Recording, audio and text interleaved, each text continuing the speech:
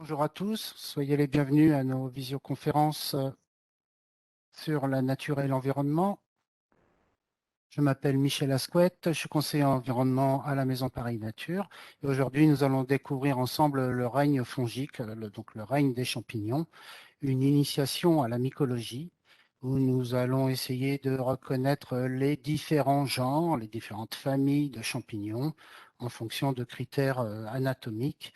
Donc, premier niveau de cette initiation. Euh, Au sommaire, nous parlerons un petit peu de l'écologie des champignons, quelques généralités. Ensuite, nous verrons un petit peu les relations qu'entretiennent les hommes et les champignons. La troisième partie concernera la reconnaissance des familles, donc à partir d'une clé de détermination simple, en couleur. Et nous terminerons ensuite par quelques conseils sur la cueillette des champignons, même si ce n'est pas le gros de cette visioconférence. Nous allons voir ça un petit peu sur le prisme de la diversité plutôt que de la gastronomie. Donc, quelques généralités sur les champignons. Les plus vieux champignons ont été découverts fossilisés et ont été datés à 900 millions d'années. Hum, Donc, à l'origine, on peut penser que les champignons ont une origine marine et qu'ils ont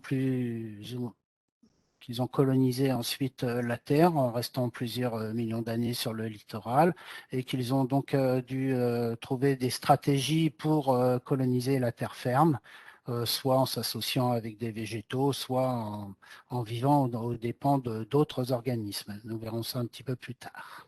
Donc, ce sont des organismes très, très anciens. Voilà, pendant longtemps, les champignons étaient considérés comme des végétaux. Ils étaient dans la liste et dans les livres de botanique, jusqu'à ce qu'on se rende compte que seules les plantes possédant de la chlorophylle pouvaient fabriquer leur propre nourriture, plus quelques autres bactéries, mais que les champignons étaient incapables, faute de photosynthèse, de fabriquer leur propre nourriture. Ils ont donc été enlevés de ces organismes qu'on appelle des organismes autotrophes qui fabriquent leur propre nourriture. Et donc, à l'exception des plantes vertes, vous avez quelques bactéries dans les fosses sous-marines qui peuvent, elles, faire de la chimiosynthèse à partir de composés chimiques qui sortent des fumerolles volcaniques, fabriquer leur propre nourriture. Donc, à l'exception de ces deux catégories d'organismes, tous les autres vivent aux dépens d'autres organismes. Voilà, donc les champignons, à ce titre-là, font partie des hétérotrophes, comme nous, comme tous les animaux.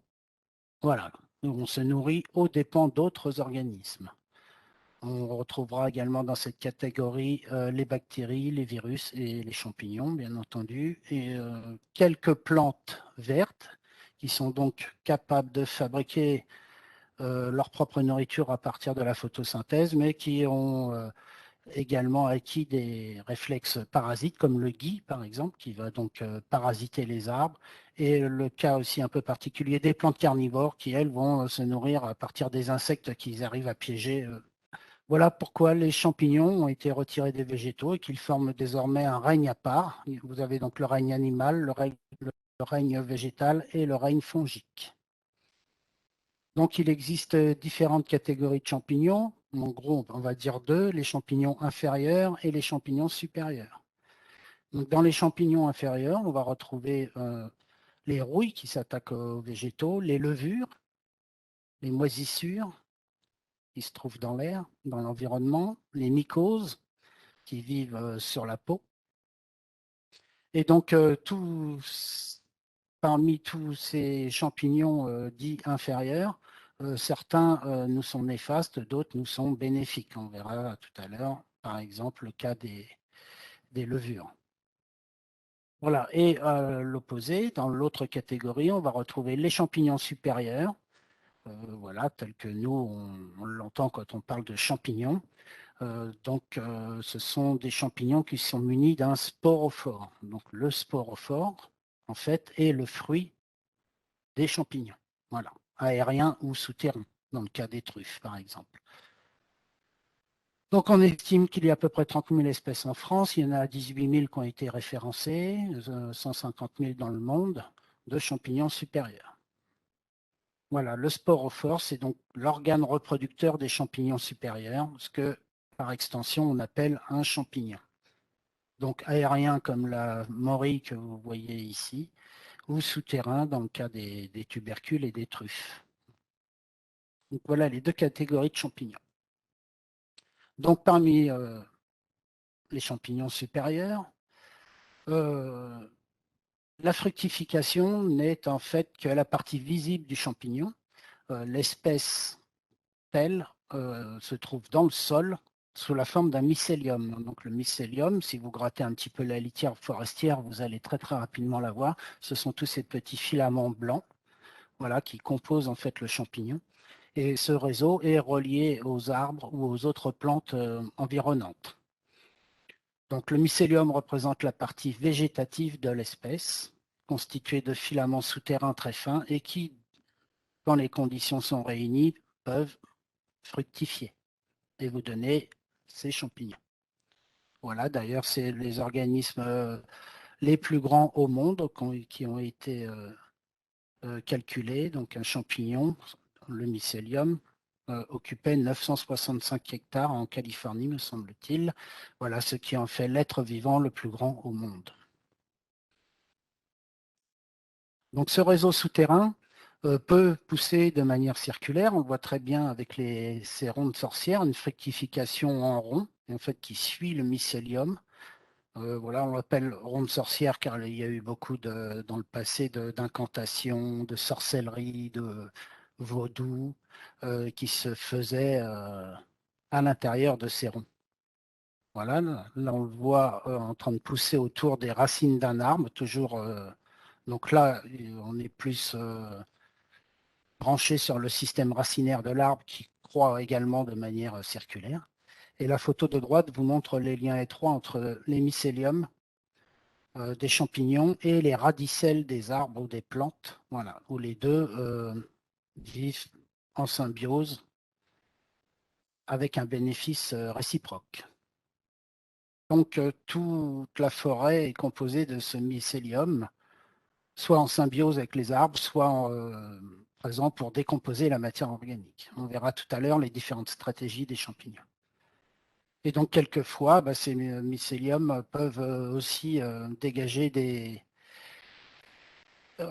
toxines afin de limiter la concurrence. On le voit là dans ce rond de sorcière où plus rien ne pousse à l'endroit de la fructification du champignon. Donc, tout se passe dans le sol, à l'exception de la fructification. Donc, prenons un petit peu le cycle de vie d'un champignon. On démarre d'un champignon qui est mûr, mature, et donc qui va dégager ses spores via son hyménium, la partie fertile du champignon. Donc, ces spores vont être ensuite disséminés par le vent ou par les animaux et va donc rencontrer le sol à nouveau pour germer. Donc l'hyménium, c'est la partie fertile sous le chapeau en général. Donc voici les modes de dissémination. Ça peut être la pluie, ça peut être les insectes qui vont se coller des spores sur eux. Ça peut être le vent. Donc plusieurs moyens de dissémination des spores. Voilà, les spores vont ensuite germer et former un if. Voilà, et quand deux ifs se rencontrent, il peut y avoir la formation d'un mycélium secondaire. C'est un petit peu comme une fécondation, sauf que là, on parle de spores négatifs et de spores positifs. Et donc, une fois que le mycélium secondaire s'est formé, il peut y avoir la formation d'un œuf, le futur champignon. Donc, tout ça se passe sous terre. Donc, pour résumer, le champignon lâche ses spores, les spores touchent le sol, elles germent. Quand deux spores compatibles se rencontrent, il y a la formation d'un mycélium secondaire avec des ébauches de champignons. Ensuite, l'œuf le futur champignon va grossir, sortir de terre, arriver à maturité, et le cycle est bouclé, de nouveau formation de spores. Donc voici un petit peu le cycle de vie d'un champignon supérieur. Donc après, tout ça dépend aussi des années et des conditions climatiques. Si on se rapproche un peu, qu'on regarde la morphologie d'un champignon, avec les termes exacts du mycologue, le chapeau, qu'on appelle donc l'hyménium, qui contient en fait les parties reproductrices. Les spores, donc ces spores peuvent être contenus des, dans des lames, dans des tubes, dans des aiguillons. On reviendra tout à l'heure là-dessus pour la détermination des champignons. Donc certains comportent un anneau qui est un reste du voile. Donc l'anneau peut être descendant, peut être montant, il peut tourner sur son axe. Tout ça, ce sont des critères aussi pour reconnaître les espèces. Donc le pied, qui n'est pas toujours visible chez les champignons supérieurs, ça dépend des espèces. Pareil, il peut être cassant, fibreux, on verra ça tout à l'heure. Et la volve, donc le reste aussi du voile général, donc qui n'est pas présent chez toutes les espèces. Et quand tout à l'heure on vous donnera quelques conseils pour la récolte des champignons, on vous conseillera de le ramasser entièrement, c'est-à-dire de ne surtout pas oublier par exemple d'enlever cette volve de la terre qui pourrait vous faire des confusions. Donc voilà, et l'ensemble de ce champignon s'appelle le sporophore. Donc le rôle des champignons dans la nature, déjà, ce sont des bio-indicateurs de la qualité de l'environnement. Une forêt avec une grande diversité de champignons est une forêt qui se porte bien.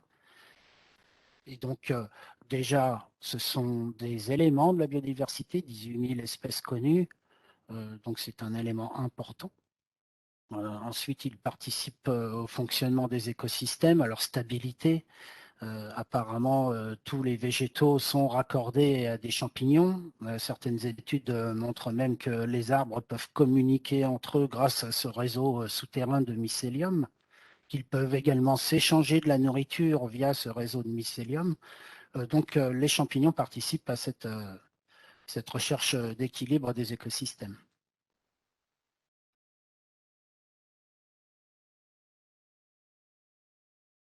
Euh, la décomposition. La décomposition de la matière organique, voilà, qui leur permet de vivre aux dépens d'autres organismes comme des parasites ou carrément de se nourrir d'autres éléments de la nature. Et puis ils sont également dévorés par un nombre d'animaux. On en verra quelques-uns tout à l'heure. Un petit peu tous les taxons peuvent se nourrir des champignons. Quelques chiffres maintenant. Donc, c'est extrapolé, hein, mais on estime qu'il y a 1,5 million d'espèces dans le monde, champignons inférieurs et supérieurs cumulés. Il existe donc 18 000 espèces répertoriées en France. Donc, vous pouvez aller sur le site de la Société mycologique de France qui a référencé ces 10 000 espèces.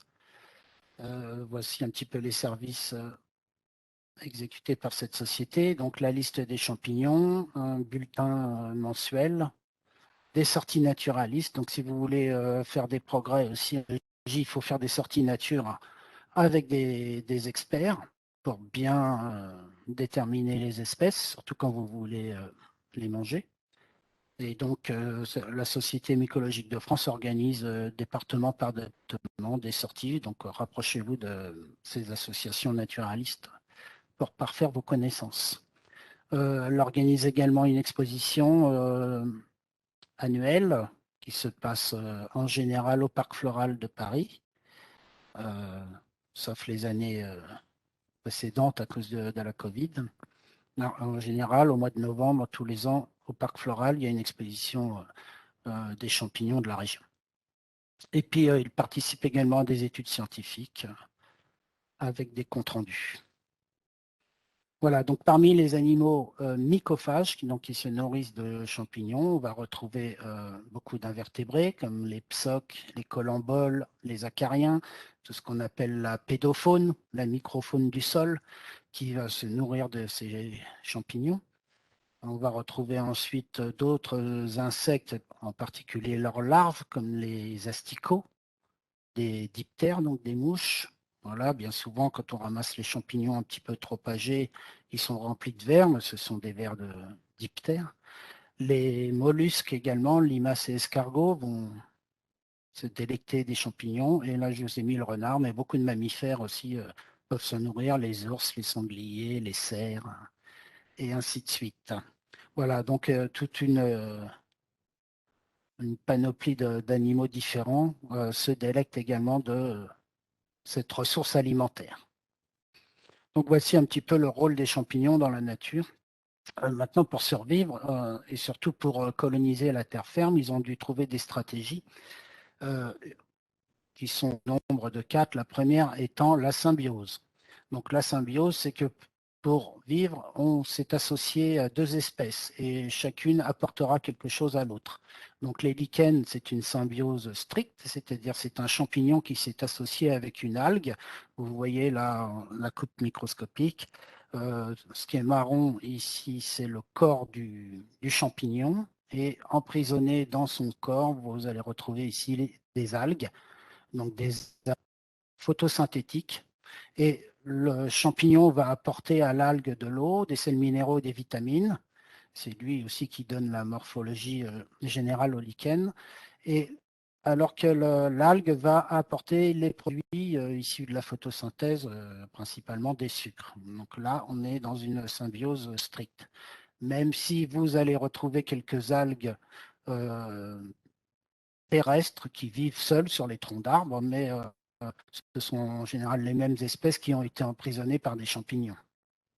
Voilà, si on regarde un petit peu de plus près une coupe de lichen, vous allez voir que la couche d'algues est en surface, proche du soleil en fait et de la lumière. Donc il y a 18 000 espèces dans le monde de lichens, 3 000 espèces en France. Juste vous dire que les lichens craignent énormément la pollution due aux énergies fossiles, et qu'on peut se servir comme bioindicateur de la qualité de l'air. C'est un petit peu le sens de cette science participative qui s'appelle LichenGo. Je vous invite à aller sur leur site pour découvrir un petit peu le protocole qui va relier la présence des lichens à un taux de pollution.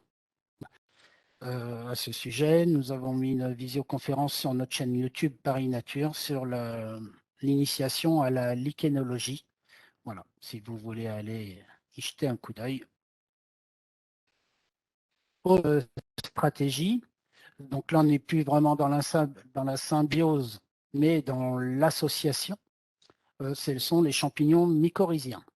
Donc ils vivent en relation intime avec les racines d'autres plantes, donc que ce soit les arbres ou même les plantes de prairie. Donc je vous remonte cette photo qui montre bien un petit peu le lien entre le mycélium et les racines des arbres et des plantes. Et donc un petit peu dans le principe que les lichens, chacun apporte quelque chose à l'autre. Voilà. Et donc c'est apparemment comme ça aussi que les arbres communiquent entre eux ou peuvent se passer de la nourriture, d'après les dernières études, via ce réseau mycélien souterrain. Donc cette association entre un arbre et un champignon peut être exclusive. Ça, c'est très important quand on veut faire de la reconnaissance des espèces. C'est-à-dire que certains champignons ne sont associés qu'à une seule plante. Elle peut être préférentielle, c'est-à-dire que tel champignon, vous allez pouvoir le retrouver dans une forêt de feuillus comme dans une forêt de conifères, ou dans un des deux, dans un peuplement forestier mixte, ou voilà, généraliste, c'est-à-dire que vous pourrez retrouver tel champignon soit dans les forêts de feuillus, soit dans les forêts de conifères, soit dans les forêts mixtes. Voilà, donc on estime que 100% des plantes ligneuses, c'est-à-dire les arbres, sont mycorhizées par des champignons supérieurs et que 95% des plantes herbacées sont mycorhizées par des champignons inférieurs. C'est donc une association très intime qui s'est créée sur des millions d'années et qui permet cet équilibre. Donc, un critère important pour la reconnaissance des champignons, ici l'exemple du géopore du cèdre qui va pousser qu'au pied des cèdres ou éventuellement un autre conifère, mais c'est relativement exclusif comme association. L'association généraliste, comme la manite citrine, qui va pousser dans des peuplements mixtes, et la maurie, qui, elle, va préférer les forêts de feuillus et principalement les charmes. Donc ça, c'est à noter quand vous ramassez un champignon, dans quel peuplement vous l'avez trouvé, au pied de quel arbre, associé à quelle essence. Donc, troisième stratégie, les champignons saprophytes, qui donc, eux, vont se nourrir de la matière morte, dépérissante, qui tombe au sol, les branches, un arbre qui tombe, une souche, ou fragilisée, c'est-à-dire que la frontière entre manger un organisme ou le parasiter, l'affaiblir et ensuite le manger est très très tenue. Comme à droite, vous voyez l'armile couleur de miel qui lui va parasiter un arbre, l'affaiblir et ensuite se transformer en saprophyte. Et donc, chacun s'est créé sa petite niche écologique, c'est-à-dire qu'ils se sont partagés un petit peu cette ressource alimentaire en forêt. Donc, certains vont s'attaquer plutôt à décomposer l'humus, la terre. D'autres vont se charger des feuilles, du bois, des excréments ou même des cadavres. Voilà, donc il y a une répartition. Chacun a trouvé un petit peu sa niche écologique dans la composition de la matière organique. Et ensuite, ils se sont aussi répartis, ces champignons, dans le temps, la décomposition du substrat. C'est-à-dire qu'un arbre qui tombe, un arbre est composé de principalement deux éléments, de lignine et de cellulose. Et il y a des champignons primaires qui vont arriver, ce qu'on appelle la pourriture blanche, et qui vont se charger de dégrader la lignine. Quand cette lignine sera dégradée, d'autres champignons, la pourriture noire, va donc intervenir et se nourrir de la cellulose. Donc il y a une répartition des matières dans l'environnement et une répartition dans le temps de la dégradation de la matière organique. Donc voilà, je vous disais, la frontière est quelquefois assez fine entre leurs différentes stratégies. Donc, exemple de quelques champignons saprophytes, on commence déjà aussi à voir les formes bizarres et les formes classiques. Donc, le claver, en forme de corail, l'armillaire, donc là de forme classique, qui pousse en touffe sur les souches, le géastre sessile en forme d'étoile. Donc tous ces champignons se nourrissent de la matière organique présente. Les trémelles mésentériques, en forme un petit peu de cervelle. Et donc par exemple, la trémelle que vous voyez, elle s'est déjà comportée comme un parasite, elle a dû profiter d'une ouverture dans l'écorce pour s'installer et lancer son mycélium dans l'arbre. Voilà. Donc là, elle est en parasite, elle va affaiblir l'arbre et ensuite, elle se transformera en saprophyte. Donc, quatrième stratégie, les parasites qui, eux, vont s'attaquer à des organismes qui peuvent être sains, qui ont juste une petite faiblesse. Voilà, donc là, vous avez des champignons inférieurs, mais aussi des champignons supérieurs. Les champignons inférieurs, par exemple, qui peuvent nous créer des mycoses. Alors, une étude a montré que nous vivions en symbiose sur notre peau avec environ 80 champignons inférieurs. Et il suffit qu'il y ait un petit déséquilibre dans cet écosystème pour déclencher des mycoses. Voilà. La photo de droite vous montre un autre champignon qui, lui, va parasiter des insectes vivants. Voilà, il va lancer son mycélium dans le corps de l'animal et fructifier et donc créer également la mort de l'insecte. Il y a un champignon qui fait ça. Et donc vous avez aussi toute une panoplie de champignons parasites qui vont donc s'attaquer aux végétaux et qui nous créent d'énormes dégâts dans les végétaux cultivés, comme les cloques par exemple, le mildiou, l'oïdium, les charbons. qui s'attaquent tous à des végétaux cultivés, ou à l'arboriculture, la vigne, les céréales. Voici aussi le cas d'un champignon de forme classique qui se conduit vraiment en parasite. On en a parlé, l'armillaire. Voilà, ça, ce sont des polypores qui eux aussi profitent d'une ouverture pour s'installer et vont affaiblir le sujet. Voilà, donc on estime qu'il y a 10 000 espèces fongiques phytopathogènes, champignons supérieurs et inférieurs compris.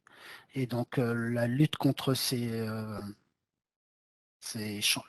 organismes phytopathogènes nous coûte énormément d'argent, il faut le savoir. Et que, pour la petite anecdote, il existe également des champignons qui parasitent d'autres champignons. Voilà. Ils ne s'embêtent pas, comme ici ce bolet des bouviers qui a parasité un scléroderme. Et donc, il va se nourrir des éléments collectés par le scléroderme. Voilà, d'autres curiosités.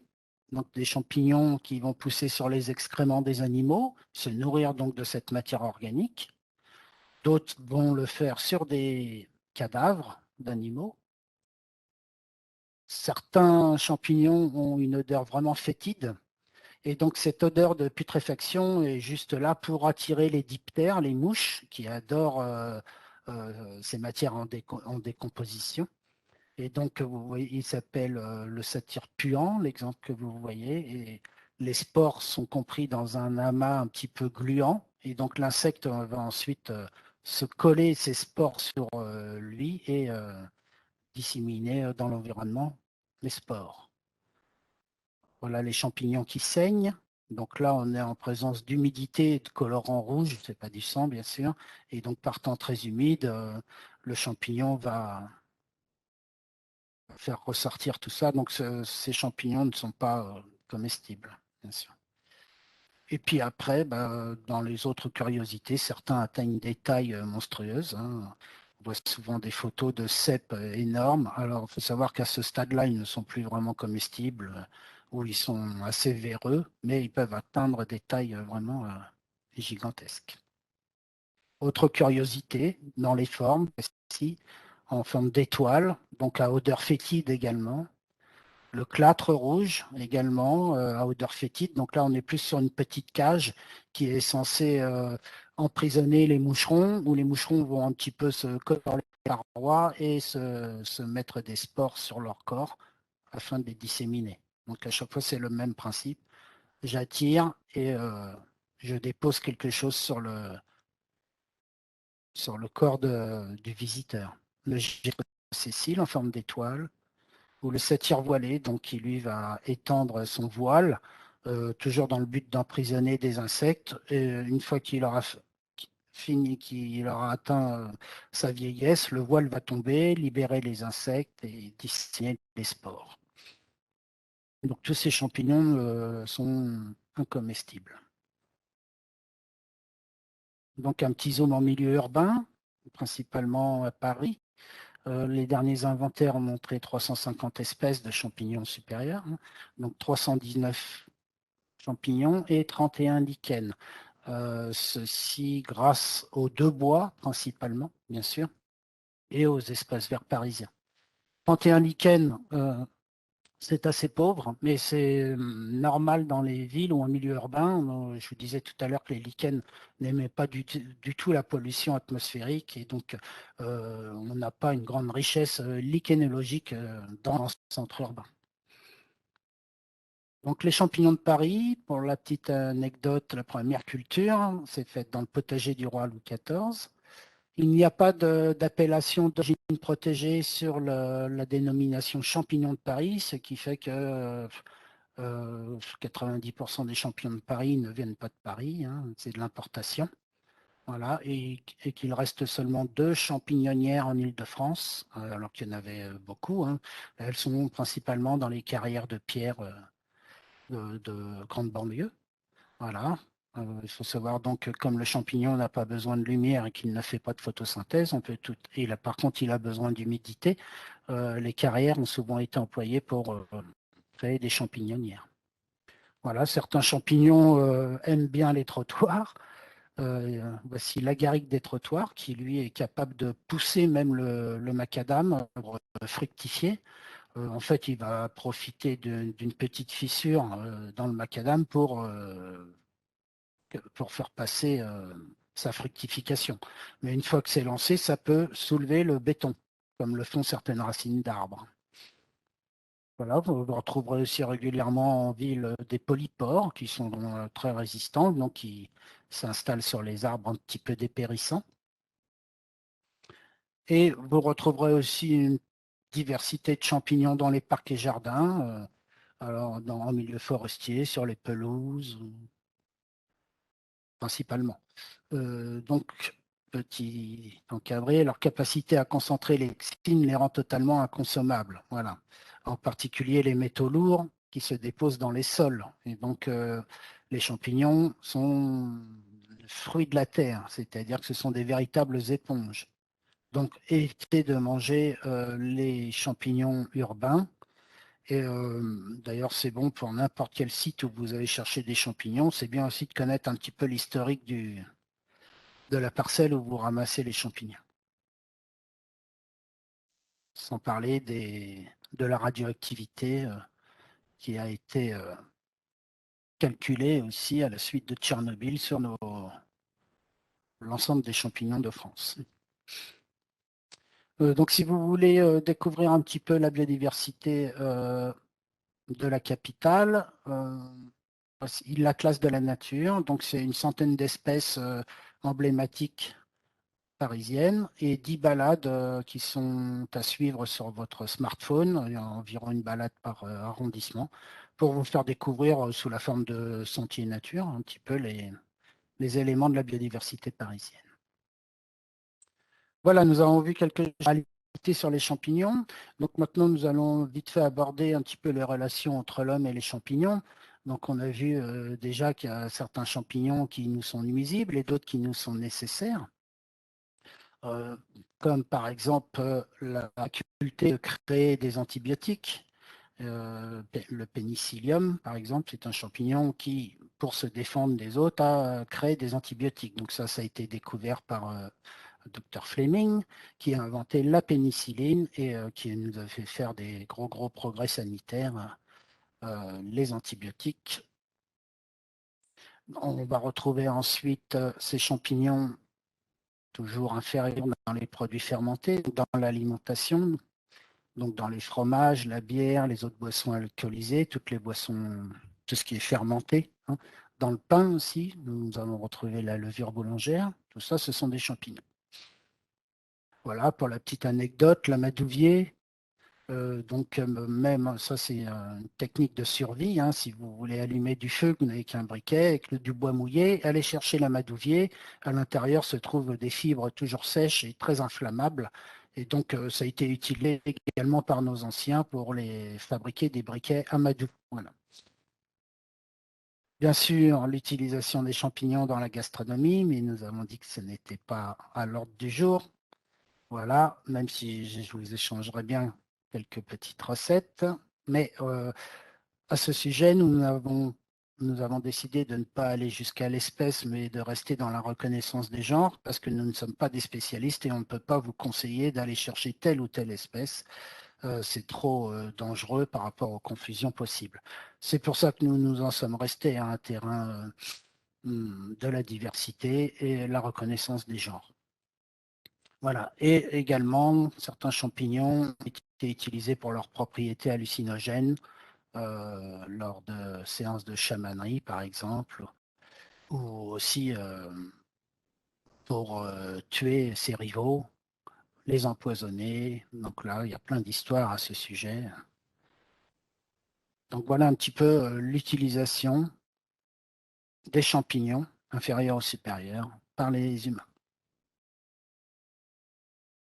Donc si vous voulez cultiver des champignons, c'est possible, ça s'appelle la myciculture, donc vous pouvez le faire à petite ou à grande échelle. Voici un kit là que vous êtes censé laisser à côté de votre cuisine. Vous arrosez un petit peu tous les jours et vous avez vos pleurotes toutes prêtes pour votre omelette. C'est assez sympa comme cadeau. Voilà, vous pouvez le faire à une échelle un petit peu plus professionnelle. Et donc là, vous avez plusieurs espèces qui sont cultivées. Les champignons de Paris, les shiitakes, les pleurotes, et j'en passe. Voilà, j'ai même vu maintenant qu'on pouvait aussi cultiver des morilles. En fait, c'est simple, c'est un substrat qui a été ensemencé avec le mycélium de tel champignon et dans de bonnes conditions, il va fructifier. Voilà, si vous voulez aller plus loin, dans aussi deux ouvrages disponibles à la bibliothèque, un sur la culture des champignons et l'autre sur la culture des champignons, mais aussi favoriser la présence des champignons dans son jardin en laissant un petit peu de matière organique, des souches, des arbres, de l'humus, des choses comme ça. Voilà, donc ces livres sont disponibles à notre bibliothèque. Voilà, donc maintenant on va rentrer dans le chapitre 3, le chapitre technique, la reconnaissance des champignons, où donc on va utiliser une clé de détermination. Alors des clés de détermination, il y en a énormément dans chaque guide de naturaliste sur les, vous trouverez des clés. Celle-ci a l'avantage d'être simple pour les débutants, en couleur. Elle est à 6 niveaux. Et donc, ça vous amènera au genre. Vous voyez tout de suite en périphérie toutes les familles. Donc, il y en a une quarantaine. Et donc, cette clé est divisée en 6 niveaux. Le premier niveau étant la forme du champignon. Donc ici, en haut, dans l'éventail bleu, vous avez toutes les formes bizarres. Dans l'éventail du bas, vous avez toutes les formes classiques. Ça, c'est le premier niveau de reconnaissance quand vous vous mettez au pied d'un champignon. Le deuxième niveau, c'est le dessous du chapeau. Donc s'il n'est pas à forme bizarre, il est forcément à chapeau. Et donc sous les chapeaux, vous allez trouver des lamelles, des tubes ou des pointes. Voici le deuxième niveau. Par exemple, si vous avez des tubes, vous vous retrouvez avec des bolets. Si vous avez des aiguillons, vous êtes avec des pieds de mouton, des idnes. Troisième niveau, la texture du pied, c'est-à-dire que vous allez tordre le pied, soit il est fibreux et il ne casse pas, soit il casse net. C'est une question d'emplacement des fibres de longueur de fibres dans le pied. Donc s'il casse net, vous avez affaire à ces deux familles-là. S'il est fibreux et qu'il ne casse pas net, vous avez affaire aux autres espèces. Donc comme à chaque fois, les clés de détermination vous permettent de réduire le choix pour arriver à un genre. Quatrième niveau, la disposition du pied. Est-ce qu'elle est centrée autour du chapeau? Est-ce qu'elle est excentrée, comme les pleurotes qui ont un pied excentré? Cinquième niveau, c'est la couleur de la sporée. Donc, nous allons voir comment on fabrique une sporée. Donc ça peut aussi vous permettre d'éliminer beaucoup de genres. Si on vous dit par exemple que les coprins ont une sporée noire, les coprins sont ici, une sporée noire, et que vous tombez sur une sporée blanche, vous n'êtes pas du tout dans ce genre-là. Et sixième critère qui est propre à chaque genre. Donc là, l'exemple, c'est par exemple que le coprin à maturité va être déliquescent, il va devenir liquide. Et donc, on sait automatiquement qu'on va arriver dans la famille des coprins. Voilà. Alors, on sait automatiquement parce qu'on a fait ce cheminement. Si on prend l'exemple concret, donc voici les formes classiques. C'est ils sont assez faciles à reconnaître, pas dans l'espèce, mais dans la forme. Et en face, vous avez donc les formes bizarres. Voilà. Deux petits mots nouveaux, les ascomycètes et les basidiomycètes. Les champignons, alors vous avez les champignons supérieurs et les champignons inférieurs, mais vous avez deux autres catégories bien avant, c'est les basidiomycètes et les ascomycètes. En fait, c'est où se trouvent les spores. Voilà. Donc là, chez les basidiomycètes, les spores sont à l'extrémité de baside, pour le nom, alors que là, les spores sont contenus dans des asques. Voilà, ça ne se voit pas. Le débutant, ça n'a pas beaucoup d'importance pour le débutant, c'est juste pour votre information. Donc, commençons par les formes bizarres, l'éventail bleu. Donc, vous avez les formes en entonnoir, comme les chanterelles, les formes en forme d'oreilles, comme les oreilles de Judas, les champignons chinois, un peu gélatineux. En forme de corail, les clavères. En forme de boule, comme les sclérodermes et les lycoperdons. Autre forme bizarre, en forme de langue. Donc là, on ne voit pas très bien, mais il y a bien un chapeau et un pied. Ça, c'est la langue de bœuf, excellent comestible. En forme de coupe, comme les pézises. En forme d'étoile, on les a vus un petit peu tout à l'heure, les géastres et les clatres. En forme d'éponge, les élevelles et les morilles. Voilà. Comme, forcément, les champignons qui n'ont ni pied ni chapeau vont se retrouver dans cette catégorie, à l'exception d'une ou deux espèces comme les polypores. Et donc, si ce n'est pas une forme bizarre, nous sommes dans les formes classiques. Donc, forme classique, c'est chapeau, pied. Alors là, c'est la majorité quand même des espèces, hein. Donc, premier réflexe, quand on trouve un champignon à pied et à chapeau, on va regarder en dessous. Alors, on n'est pas forcément obligé de l'arracher, hein. On peut se baisser ou on peut passer le doigt. Et donc, vous avez trois catégories de champignons à lame. Donc là, avec des lames, des lamelles et des lamellules. Avec des aiguillons, comme le pied de mouton. Ou à tube, comme les bolets. Voilà, attention, quelques bolets ont des... Tous les bolets n'ont pas des tubes. Donc, premier réflexe, regardez un petit peu la composition, comment sont ces parties fertiles, tubes, aiguillons, lamelles. Ensuite, on va regarder, on va s'attacher au pied. Donc, on va tordre le pied. Soit il est fibreux, et on parle de la diapositive suivante, soit le pied casse-net. Si le pied est casse-net, vous avez deux familles. La famille qui fait du lait, un lait qui peut être blanc, orangé, ou pas de lait. Donc, si ça fait du lait, vous avez affaire au lactaire. Si le pied est cassant net et qu'il ne fait pas de lait, ce sont les russules. Donc, vous voyez, petit à petit, on arrive quand même au genre. Donc, maintenant, reprenons les pieds fibreux. On va regarder s'il est centré et surtout s'il est séparable ou inséparable du chapeau. C'est-à-dire que quand vous voulez enlever le pied du chapeau, vous allez tout déchirer. Ou est-ce qu'il se détache très très bien? Donc s'il est centré et inséparable, vous avez affaire au marasme de petites espèces, en général avec des pieds très longs et très fins. Ou si le pied est excentré, vous avez affaire aux pleurotes. Excellent comestible, pleurote en huître. Ou le pied et le chapeau sont séparables, comme les coulmelles par exemple. Voilà, donc faudra forcément avoir le champignon en main quand même. Donc vous pouvez en prendre un, l'amener chez vous et essayer d'expérimenter la clé. Donc maintenant, on va voir, on en est donc au 5e niveau, on avance, on s'approche d'un genre, et donc on va vérifier un petit peu si on ne s'est pas trompé en faisant une sporée. C'est-à-dire que chaque champignon a une couleur de spore différente, en tout cas chaque famille, et qu'il est facile comme ça d'éliminer ou d'arriver à un genre. Alors comment s'y prend-on pour faire une sporée? On ramasse un champignon mature, pas trop jeune, pas trop vieux, on le ramène à la maison, on va lui enlever son pied et on va déposer le chapeau sur un Bristol. Donc quand on ne connaît pas la couleur, je vous conseille de mettre un carton clair et un carton foncé. Voilà. Comme ça, on sera sûr de bien voir les couleurs. Vous mettez un verre par-dessus et vous laissez ça 24 heures. Les spores vont tomber sur le carton. Et donc là, ça va vous révéler la couleur. Et cette couleur vous amènera à un genre, ou en tout cas éliminera toute une foule d'autres familles.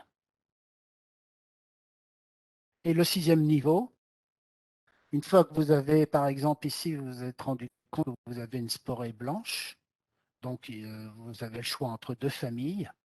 Si vous ne vous êtes pas trompé dans les niveaux supérieurs, bien sûr, et là on vous dit il y a un anneau et une volve. Ah, je suis chez les amanites. Voilà, où il n'y a qu'un anneau et pas de volve, vous êtes chez les lépiotes. Voilà. Donc je dis, cette clé ne fonctionne pas à tous les coups. Combien de fois je n'ai pas réussi à aller jusqu'au genre, parce que les sporés, ça ne suffit pas, hein, bien sûr. La couleur ne suffit pas vraiment. Après, il faut aller dans les bouquins et puis aller regarder les critères de chaque espèce.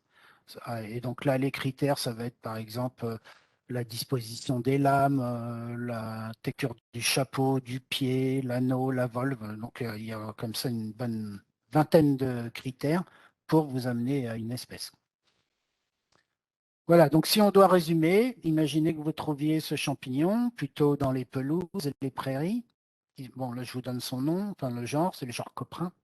C'est le coprin chevelu. Donc, vous voyez quand même que c'est un champignon classique avec un pied et un chapeau, même si on ne voit pas vraiment le dessous du chapeau. Donc, vous allez l'ouvrir en deux et vous apercevoir qu'il y a des lamelles. Voilà. Une fois qu'il est ouvert en deux, vous pouvez voir la disposition du pied qui est centré. Vous allez le tourner pour voir s'il casse net, ne cassera pas net, et il est inséparable du chapeau. Jusque-là, on ne se trompe pas de route. On fait une sporée qui nous révèle des spores noires, et que si on regarde les sujets âgés, ils sont déliquescents, ils deviennent tout liquides pour en fait disséminer leurs spores. Vous donne donc forme classique, lamelle, pied fibreux, pied centré, inséparable du chapeau, sporé noir, hyménium déliquescent, donc qui devient tout liquide, et voilà, vous arrivez donc à la famille des coprins. Donc là, je vous ai pris un exemple assez simple, et commencez donc par ceux-là qui sont assez simples et on ne peut pas trop se planter. Voilà, il faut donc s'entraîner, utiliser la clé régulièrement, et vous arriverez donc lors de vos balades à dire, bah voilà, je connais la famille de ce champignon assez facilement. Rappelez-vous les formes bizarres, les formes classiques et les différents critères, les 6 critères, les 6 niveaux qui vous amènent à un genre. Donc, n'hésitez pas à télécharger cette clé. Je vous donnerai des liens à la fin. Donc, dernier chapitre sur la cueillette des champignons, tout de même, que ce soit pour la détermination ou pour la gastronomie. Il y a des précautions à prendre et une éthique à avoir tout de même. Donc, déjà, on va se renseigner sur le site de ramassage.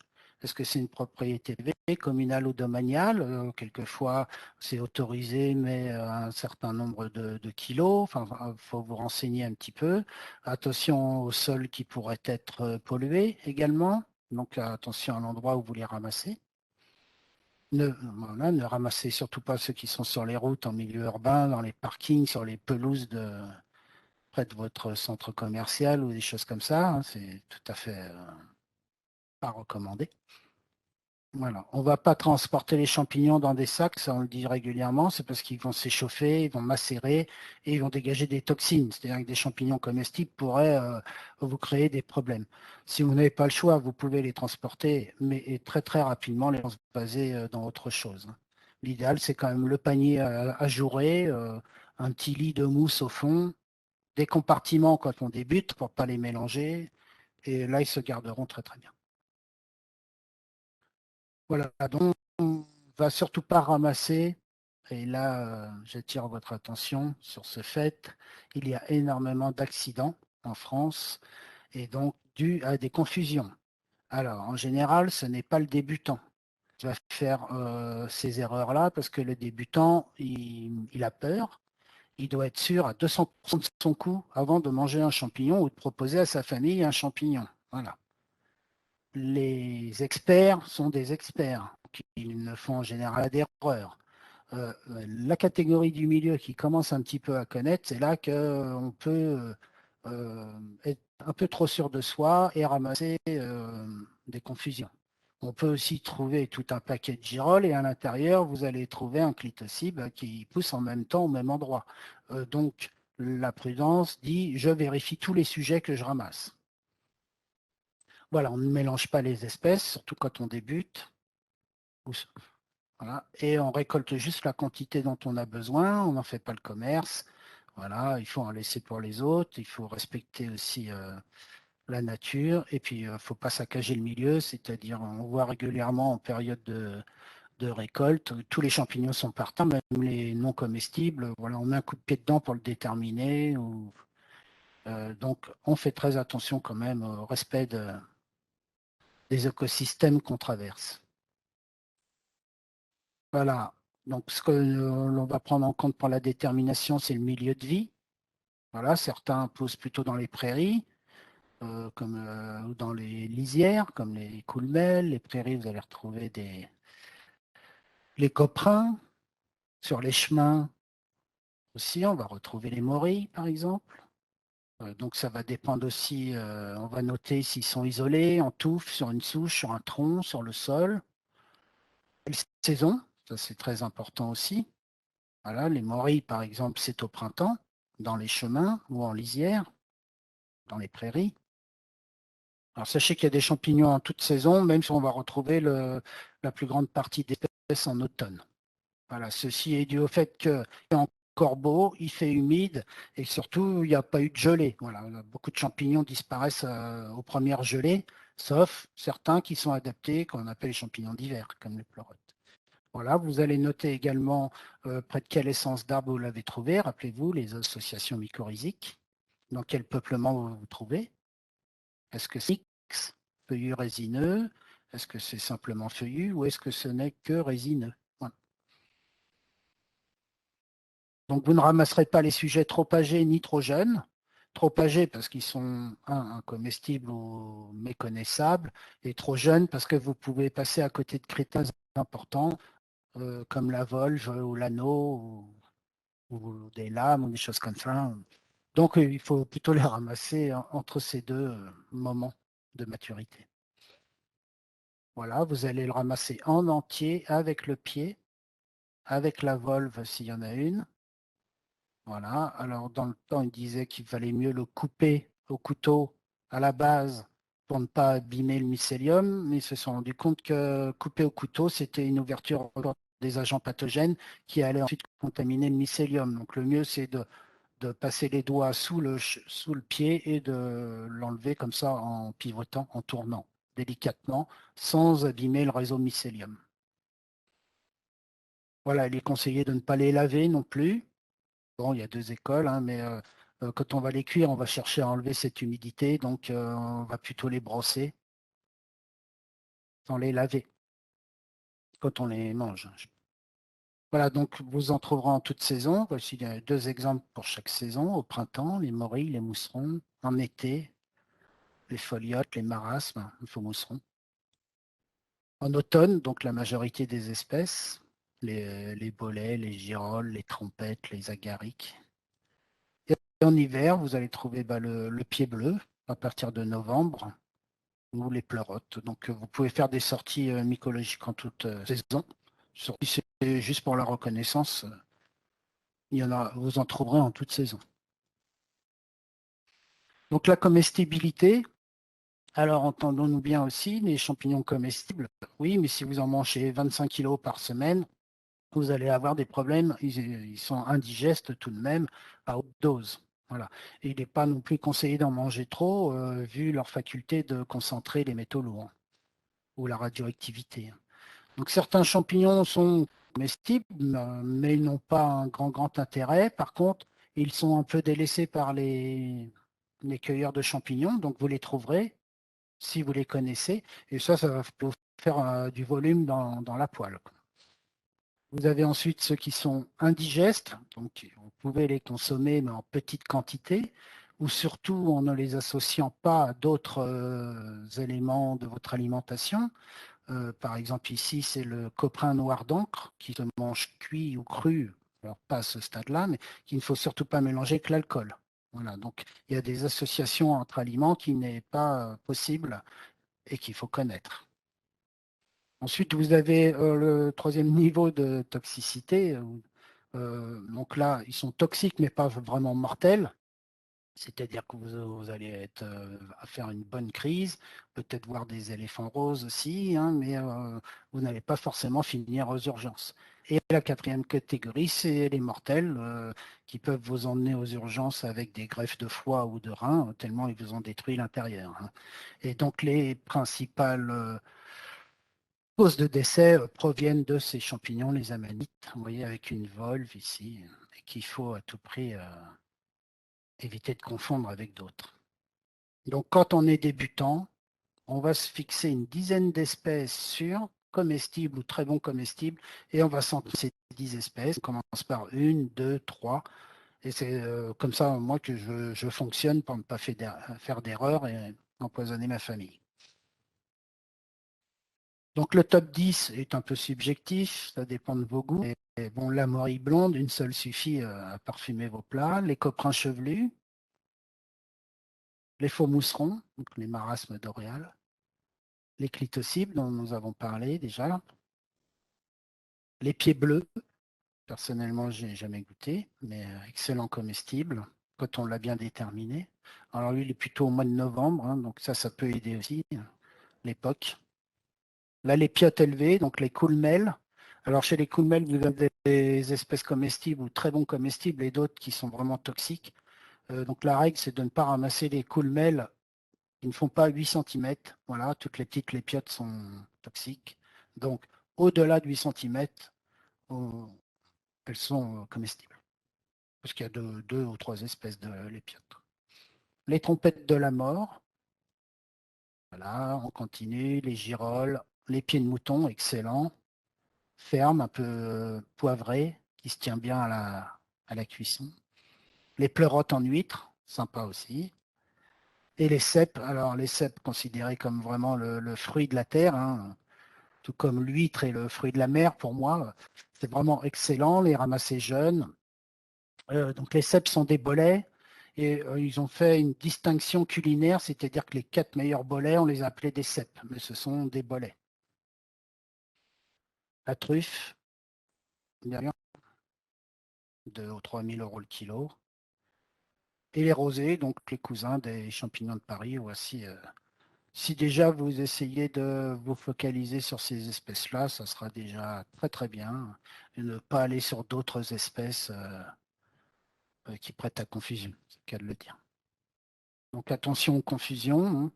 En 7 ans, vous voyez 10 000 cas d'intoxication, donc des arrêts de travail, des envois aux urgences et des cas mortels aussi, 22 cas mortels.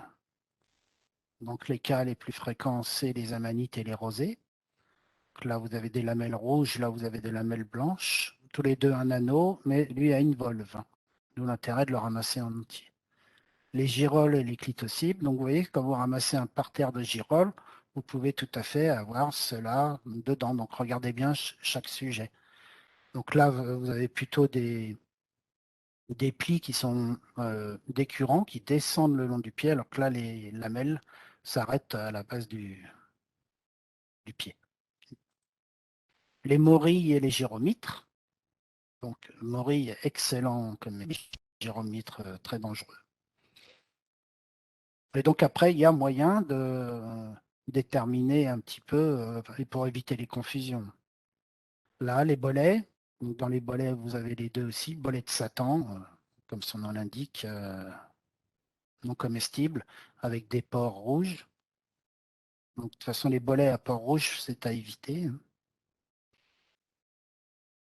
Voilà, donc vous avez récolté quelques champignons, vous en avez peut-être un petit peu de trop. Vous pouvez les garder quelques jours dans le bas de votre réfrigérateur. Vous pouvez les mettre en conserve, différentes méthodes. Il y a un bon livre que je vais vous conseiller après pour toutes ces méthodes de conservation. Vous pouvez les dessécher, soit dans un four, soit dans un déshydratateur. Déshydrateur, pardon. Donc ce déshydratateur peut vous servir aussi pour les plantes aromatiques, les fruits séchés. C'est un petit engin bien sympa. Ou vous pouvez directement les cuisiner et les congeler et les ressortir pour les mettre dans vos préparations ensuite. Voilà, si vous voulez un livre de recettes ou pour faire les conserves, nous en avons un là, à la bibliothèque aussi. C'est pas. Voilà, d'autres ressources. Donc la Société mycologique, nous en avons un peu parlé déjà tout à l'heure. Allez sur leur site. Vous pouvez également prendre part à des MOOC, ce sont des cours en ligne. Alors, sur les champignons, il n'y en a pas beaucoup, mais j'ai repéré celui-ci qui est payant. Donc, ce sont des cours en ligne avec des vidéos pour chaque cours. J'ai été voir, c'est bien bien fait, hein. Il y a des quiz d'acquisition de connaissances, c'est-à-dire que vous ne passez pas au cours suivant tant que vous n'avez pas validé le cours en cours. Et puis, il y a également des forums pour discuter entre vous de recettes ou de vos expériences de sortie de terrain. Donc, vous avez des cours en ligne, la société mycologique, un petit jeu également que vous pourrez trouver à la bibliothèque sur la reconnaissance des genres également, cryptogames. Et puis, quelques applis sur smartphone également. Donc, il y en a plusieurs. Je vous ai sélectionné celle-ci qui s'appelle Champignouf. Alors, attention, ne vous fiez pas à ces applications pour manger des champignons. Si c'est la détermination d'une plante, c'est pas bien grave. Si c'est la détermination d'une espèce de champignon pour le manger, ne vous fiez pas. C'est pas hyper fiable. C'est très dur d'identifier une espèce sur photo. Mais c'est une aide supplémentaire. Voilà. Et donc, il y a énormément d'applications comme ça de reconnaissance de la faune ou de la flore. Il faut utiliser ces outils qu'on a sur le terrain, en fait, toujours dans la poche.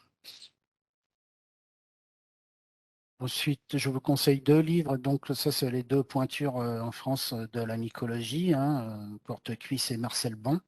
Donc, c'est deux guides de détermination. Donc, comme à chaque fois, quand on débute, on peut être un petit peu noyé dans le nombre d'espèces. Donc, commencez avec la petite clé simplifiée. Après, si vous voulez aller un peu plus loin que le genre, vous pourrez ouvrir ce genre de guide, quoi. Le petit cahier technique des CPN dont je me suis inspiré pour faire cette visio, et c'est dans cette petite revue que vous trouverez la clé de détermination simplifiée en couleur. Je vous laisse quelques secondes si vous voulez noter les coordonnées pour la télécharger. Donc, je vous conseille de la télécharger et de l'imprimer en couleur, ça c'est pratiquement obligatoire, en A3 si vous pouvez, et de la plastifier. Voilà. Donc, soit vous l'emmenez ensuite sur le terrain, soit vous allez chercher des champignons, vous revenez et vous la testez sur votre table. Voilà. Ainsi se termine cette visioconférence. J'espère vous avoir apporté quelques clés, c'est le cas de le dire, pour faire un petit peu le tri entre ces différents genres. Et puis bah, maintenant, il ne vous reste plus qu'à sortir en forêt, ramasser quelques échantillons et vous entraîner. Voilà, je vous remercie de votre attention et au plaisir de vous revoir pour une prochaine visioconférence. Au revoir.